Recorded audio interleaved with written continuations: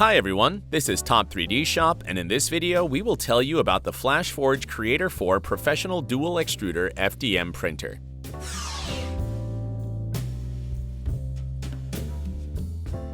Boasting a fully enclosed build chamber of 400 by 350 by 500 millimeters, the Creator 4 features a heated print bed capable of reaching up to 130 degrees Celsius.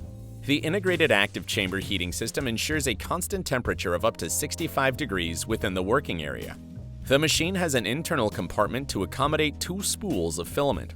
The Creator 4 is equipped with an IDEX system, meaning that users can benefit from 2 independent extruders. This solution is perfect for 2-material printing, and to speed up small-scale production by enabling printing in duplication and mirror modes.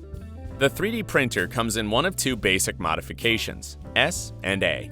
3 types of extruders are available for installation on the Creator 4, each dedicated to a specific material such as flexible, engineering-grade plastics, and carbon fiber filled composites. Each of the 3 extruders has its own print speed and temperature range. The Creator 4 is ready to work with plastics with an up to 360 degrees melting temperature. Both the proprietary Flash print software and any other convenient slicing program such as Cura or Slicer can be used to prepare 3D models for printing. You can send files to the machine via USB, Ethernet, or a wireless connection.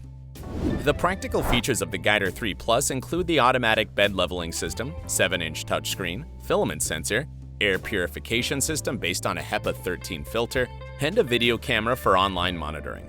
The machine is able to resume printing after a power outage and automatically turns off when the print is finished. As an option, the printer can be equipped with a filament drying chamber.